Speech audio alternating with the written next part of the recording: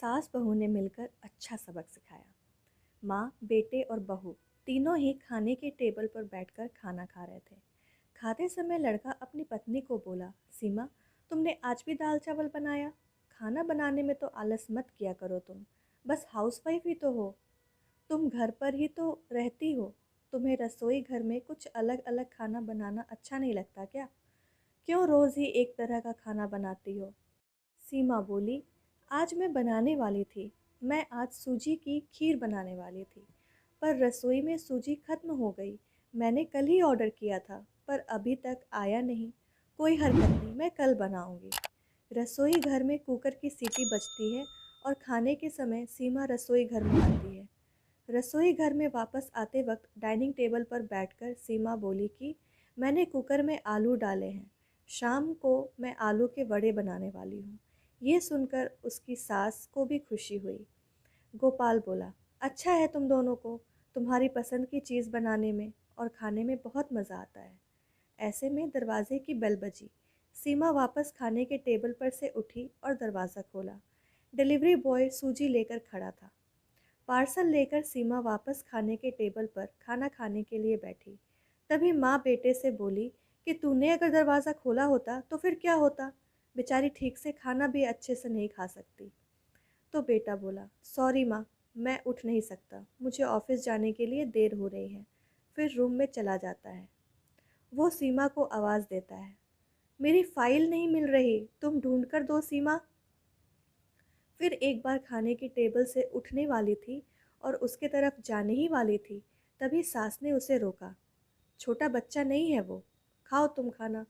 थोड़ी देर बाद रूम में से गोपाल की आवाज़ आई, फाइल मिल गई। सास और बहू दोनों ही खाने के टेबल पर एक दूसरे की तरफ देखकर हंसने लगी। गोपाल ऑफिस जाने के लिए निकल गया। सीमा ने सारा काम खत्म किया। रात को आलू वड़ा खिचड़ी भी बनाई। खाना देखकर गोपाल और सास खुश हो जाते हैं। सीमा सब काम निपटा के सो जाती है। दूसरे दिन सुबह गोपाल उसके बेडरूम में फाइल ढूंढ रहा था और वो फाइल ढूंढने की वजह से बेडरूम को पूरा अस्त व्यस्त कर दिया।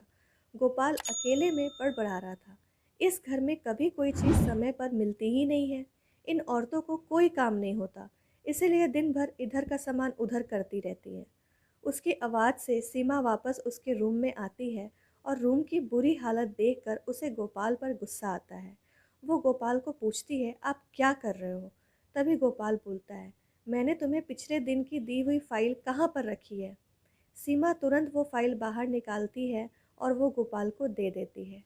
सीमा गोपाल को कहती है, इतना सारा सामान बिखेरने से पहले मुझे एक बार पूछा तो होता। कितना सामान बिखरा पड़ा है, मैं क्या दिन भर यही करती रहूं क्या? उल्टा गोपाल सीमा पर चिल्ला देता है और बोलता है कि काम रहता क्या है दिन भर तुम्हें? इतना काम भी तुम नहीं कर सकती तो क्या? दिन भर सोते ही तो रहती हो सिर्फ। माँ के कहने पर हाउसवाइफ से शादी करके बहुत बड़ी भूल की मैंने। ऐसा बोलकर गोपाल ऑफिस के लिए निकल गया। पति पत्नी का बोलना माँ के कानों में पड़ता है, जो गोपाल को पता नहीं था। माँ सीमा के पास जाती है, तभी सीमा रो रही होती है। कोई भी गलती नहीं होते हुए भी गोपाल उस पर चिल्लाया, ये उनको पता था। सीमा से वो बहुत प्यार करता था, सीमा भी उसे बहुत प्यार करती थी। सास ने सीमा को शांत किया। फिर दोनों ने गोपाल को अच्छा सबक सिखाने के लिए प्लान बनाया। दूसरे दिन सुबह गोपाल नींद से जागा, तभी वो सीमा को चाय चाय के लिए चिल्ला रहा था। तभी माँ नज़दीक के सोफे पर बैठी थी और बोलती है, सीमा घर पर नहीं है, वो किसी काम के लिए अपने मायके गई है। गोपाल फ़ोन निकालता है और सीमा को फ़ोन करने लगता है। तभी माँ उसे रोकती है और बोलती है कि फ़ोन मत करो, वो मायके ही तो गई है, 2-3 दिन में आ जाएगी। गोपाल फ़ोन रख देता है और माँ को बोलता है कि माँ, चाय। तभी माँ बोलती है, हाँ 2 कप बनाना, मैं भी पीऊँगी।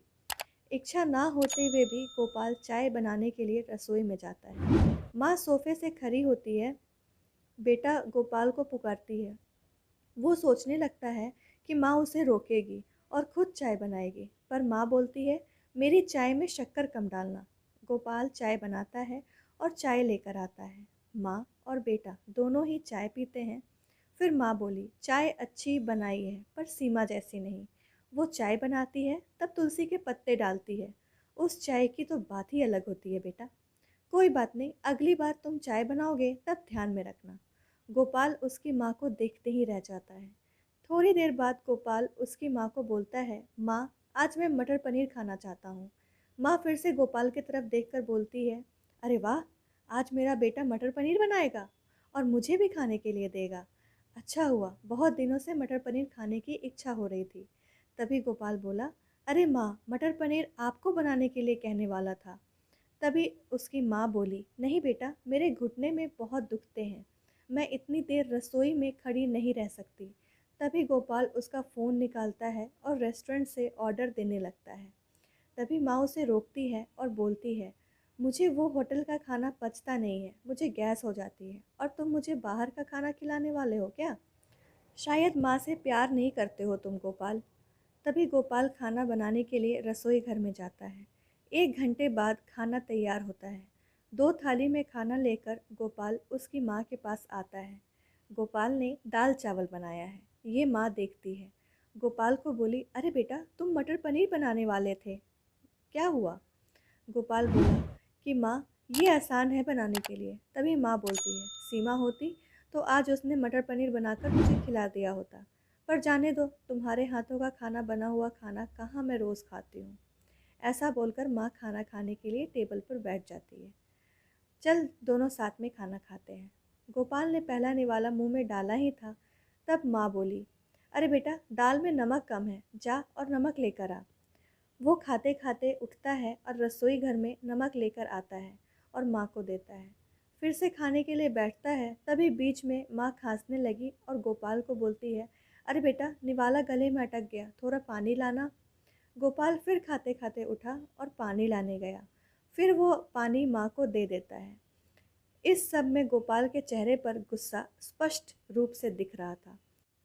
गोपाल को अब समझ में आ रहा था कि वो सीमा के साथ जिस प्रकार का बर्ताव कर रहा था, उसे कितना बुरा लगता होगा।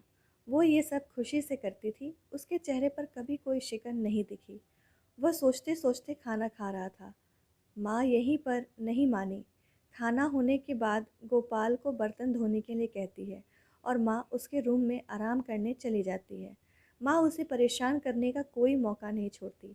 वो गोपाल को बुलाकर चद्दर ओढ़ने को कहती है। उसके बाद गोपाल रूम से बाहर आ जाता है तो उसे माँ रोकती है और एसी का टेम्परेचर कम करने को कहती है। अब इन सभी कामों की वजह से वो चिड़चिड़ करने लगता है, लेकिन कुछ भी नहीं बोल पाता। दूसरे दिन सुबह जल्दी उठ जाता है, उसे ऑफिस जाना होता है, इसीलिए वो जल्दी जल्दी सब्जी काटता है, पर उसका ध्यान सब्जी की तरफ नहीं होता है। वो सीमा का विचार कर रहा था। वो सोच रहा था कि हाउसवाइफ का काम आसान होता है, ऐसा मुझे लगता था, पर सच में वैसा नहीं है। मैं कितना गलत बर्ताव कर रहा था सीमा के साथ। मन ही मन पछता रहा होता है। तभी सब्जी काटते समय अपनी उंगली काट लेता है। वो उठकर बेसिन में उंगली धोने के लिए जाता है। ऐसे में सीमा उसके पास आ जाती है और हाथ पर पट्टी बांधने लगती है। मतलब सीमा अपने मायके गई ही नहीं थी, गोपाल से छुपकर उनके ही घर में थी। ये तो सास बहू का प्लान का एक हिस्सा था। गोपाल सीमा को देखकर खुश हो जाता है। वो उससे माफ़ी मांगता है। वो सीमा को बोलता है कि घर का काम करना बहुत आसान होता है। तुम घर पर रहती हो, तुम्हें क्या काम रहता है, ऐसा मैं हमेशा बोलता था। पर एक ही दिन में मुझे समझ में आ गया, मैं तुम्हें ऐसा कभी नहीं बोलूँगा। और इसके आगे हम एक साथ घर में काम करेंगे। अगर घर हमारे दोनों का है तो घर के काम भी हम दोनों ही करेंगे। दोनों का बोलना माँ बाहर से सुन रही थी। वो दोनों के लिए बहुत खुश थी। दोस्तों, ये छोटी सी कहानी आप लोगों को कैसी लगी, कमेंट में हमें ज़रूर बताएं। कहानी अगर पसंद आई हो तो वीडियो को लाइक, शेयर और चैनल को सब्सक्राइब करना ना भूलें। वीडियो को पूरा देखने के लिए आपका बहुत बहुत धन्यवाद।